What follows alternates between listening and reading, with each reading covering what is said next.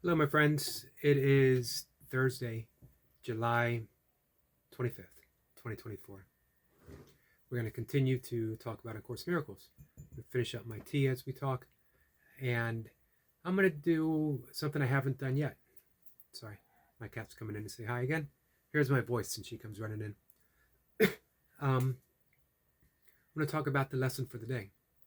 As I've mentioned before in previous posts, I've been working through A Course in Miracles since the early 1990s, picking it up, putting it down, picking it up, putting it down, in varying degrees of being devoted to it. In 2008, due to some many personal reasons, um, death, divorce, all kinds of stuff, um, that was the year for me. I made a vow, I made a commitment. I was going to practice Course in Miracles, not just study it, not just pick up the book and put it down, but I was going to live it. I was going to work through the textbook. I was going to work through the lessons. And so I did. Profound effect on me. And then I put it down, figuring I was done, that the course would work through me. To a large extent, it did, but not completely so, and less so, and less so, and less so. The seeing through the ego comes roaring back when it sees the opportunity to do so. And it certainly found the opportunity.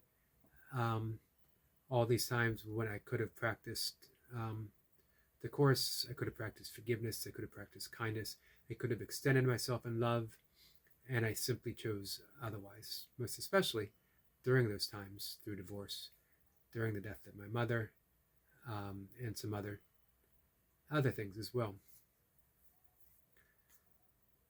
However, those intervening years, 2009 up till today, again, I would revisit the course. I've been deeply involved in my meditative and yoga path. So it's sort of Course in Miracles became a side, not an interest, not a practice, but a side calling that I would turn to in particular times when I felt like I needed it. Most recently, it has called for me to pick it up and to devote my life to it. To be a teacher of A Course in Miracles, which means I have to be a student of A Course in Miracles. The Course says that we are all students and we're all teachers. We teach what we most need to learn, and that's where I am right now. So that puts me at day 42, and the workbook lesson in day 42 is God is my strength, vision is his gift. And it's pretty powerful for me. For one, I had sort of a awakening several years ago through meditation, through the practice of yoga, through practicing Douglas Harding's experiments, where thought of God sort of became less. Just wasn't a word I used any longer. I talked about reality. I talked about the isness, the suchness, the moment itself, without need of expressing any of it in terms of God. Verse 42, God is my strength. And there's that deep realization that when I talk of reality, I'm talking of God. When I'm talking of God, I'm talking of reality. And it all comes down to love. Love is my strength. Vision is its gift. Reality is my strength. Vision is its gift. God is my strength. And vision is his gift. It doesn't matter, the term, at all. But here's the thing, vision being the gift. To be able to see deeply through the illusion, even for an instant, even for a holy instant, when the veils are dropped and you can see the innocence of others. Or, as Ramana Maharshi said, there are no others, and you simply see innocence. When the veil is dropped, and with the gift of that vision, seeing my own innocence. I had a great early morning conversation with a friend about sin.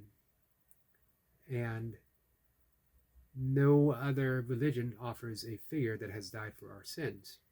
However, I don't think, in my thoughts, in my own vision that unfolds from the Course right now, that Jesus died for our sins. He died for our awakening. That Jesus died for our innocence, so that we could see through those veils, so we could see through the illusion into our own innocence and realize that everything is already forgiven. That ultimately there is no sin and there is no sinner, which is why Jesus looked down from the cross and said, "Forgive them, Father, for they know not what they do." He didn't say, "Forgive them, Father, for what they did to me." Never mentioned me. Forgive them, Father. Look what they've done to me. Look how they've hurt me. Look how they crucified me. It didn't come. It didn't even come unbidden through his moment of doubt and pain. When he said, "Father, why have you forsaken me?" And while you're at it, why are you letting these people torture me? He didn't say anything about that. He saw innocence. His own and those who were torturing them. This ties in so strongly with me with the yoga kleshas, the 5 afflictions of the mind, where we have our aversions, our attachments, our fear of death, our belief that we are a small, limited ego, and ignorance that we are controlled by those. God is my strength, vision is his gift, allows us to see that we no longer have to be controlled by those 5 kleshas, by those afflictions, that we can see through them, we can see past them, we can forgive them. And when we forgive, we see that they were illusions. They don't really exist. And attachment is just a thought, a deeply felt thought, but just a thought nonetheless. Same with aversions, same with fear. And yet, we've been projecting them out and shaping the world that we perceive, shaping the world that we live in. When we see the illusion of that, when we have the vision that they are an illusion, we forgive, and forgive, and forgive. Eventually, they're diminished. Maybe they let go. I don't know. We'll find out. And the way we'll find out is by forgiving and realizing that God is my strength and vision is his gift. And we'll use that vision.